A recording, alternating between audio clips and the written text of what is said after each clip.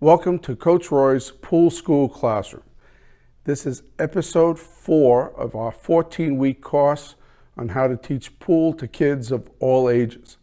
Today we're talking about stance. So far we've covered open, closed bridges, rail bridges. We've covered grip, and today is stance. Stance, other than grip, stance is probably the biggest reason people stumble on their progress in this sport. It is so easy to get twisted around if you don't have some proper structure and technique to get started. Now let me preface this by saying that there are many schools of thought on what is the best or proper stance. There are on one end of the spectrum, there's a school of thought that say, well, stance may not be all that important. Some instructors you may hear say it's not important at all. Others will say things like, well, you can, bend one knee, two knees. We hear none of that really matters. And to that school of thought, I would say everything matters. Everything you do, every movement as part of our stroke stance and stroke analysis, everything affects everything else, and we should at least deal with it and be aware of it. All the variables are important. On the other end of the spectrum, you'll hear a school of thought say my way is the way. Okay, you have to have your foot at a certain angle to the shot line, and this is the proper way. This is the only way to do this. And to that school of thought, I would say, we're all human beings. We have different body types. We have different physical conditions. We have different comfort zones. And having one rigid way to stand is probably not a good idea either. So instead, what we want to look at is what do we want to accomplish with a stance. Now we're going to look at two basic stance models. What's known as the American stance, and also what's known as the snooker stance, which is very popular, obviously, playing snooker. Both of these stance models have a lot in common. The basic structure is the same, and the purpose of the stance is to keep us in alignment. Okay, our alignment means that we want to have our dominant foot in the same relation to the shot line, our head, our grip hand, our bridge, our arm, everything on the shot line. For what purpose? Simply that the pool stick goes where we're looking. Okay? That's all we want. We want the pool stick to go where we're looking, especially with new players. And it doesn't matter whether they're young players or old players. It doesn't really matter. We want to give the new players a good foundation for a stance, and it just makes a giant difference. So we're going to have some of our kids in today, and we're going to look at the two basic models. First, let's see what these models are. What is an American stance, and what is a snooker stance? In the snooker stance, our feet are placed perpendicular to the shot line. The shot line here is defined by the yellow line connecting the head spot and the foot spot. Our non-dominant foot can be placed slightly forward, and our weight is generally shifted on the non-dominant foot. We step in to the shot line with our dominant foot first and our non-dominant foot second.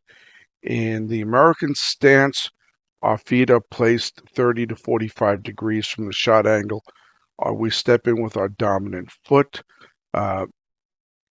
Like the snooker stance, our feet are placed about shoulders width. Our non-dominant foot is placed to the side and forward.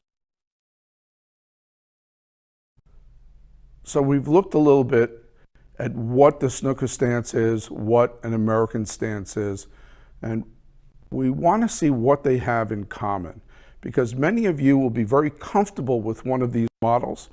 Some of you may find your way in something in between, which is one of the reasons why you want to find a good certified accredited instructor to kind of help you get that good fit. What we're looking to do is to find a stance that is comfortable for you and that allows you to have alignment.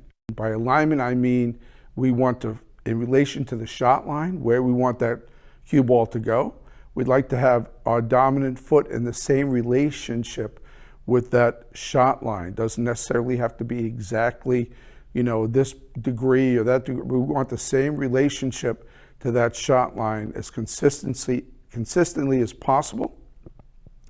And we want our pull stick, our head, our grip hand, our bridge hand, our dominant foot in the same relationship with that shot line, so that for our alignment purposes, the pull stick is going in a straight line. It's going where we're looking. We want the pull stick to follow our eyes so that when we see the target, that's where the pull stick is going. Okay, now what are the common elements? If I'm going to go with a snooker stance, the toes are pointed pretty much straight forward. Your feet are planted pretty much the same distance from the apart from each other and the table approach.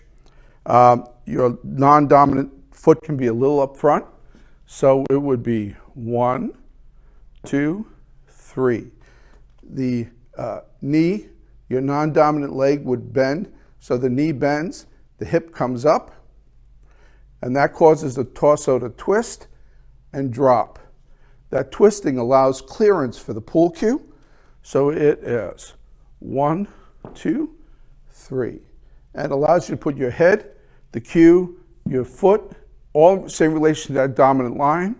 Your weight is shifted forward a little bit so that it's on your non-dominant leg that's twisted, and you twist, hip comes up, torso twists, and the body drops. On the American stance, it's very similar, except the American stance, I'm going to stand a little bit with my toes pointed in that direction because I'm right-handed, so pointing to my right, and that prevents twisting sensation in my knee. So it is 1, 2, 3.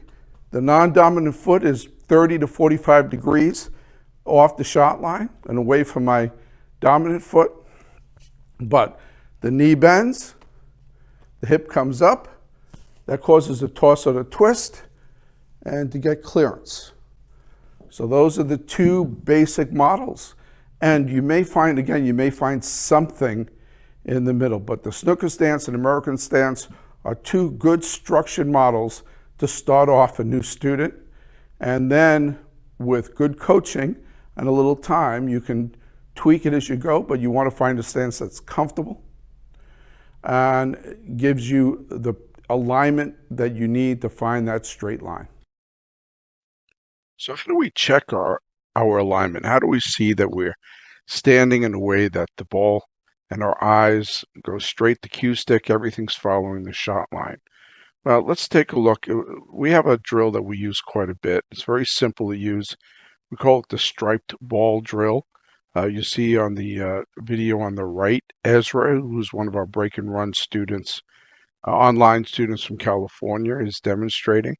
Places a striped ball on the head spot with the stripe up. Then he will shoot the ball down through the foot spot and come back, hold his cue in place until the cue stops the ball. We do this particular drill in 3 sets of 5 shots. More usual than not. If we are off, it is because we are going to make we either have a mechanical issue or we need to make an adjustment in our stance.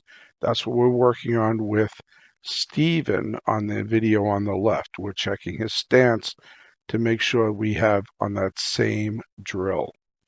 We make the adjustments by moving the non-dominant foot and in relation to the shot line, and we can generally help our student get really good alignment on the shot. It's a great drill. Now I'd like to thank our students who helped us today. Ezra, CU, Stephen, and Mia. They're great kids. They work really hard. We're going to ask you all to subscribe and share this. Subscribe to this channel and share. Help us to grow the sport and help us to grow our channel.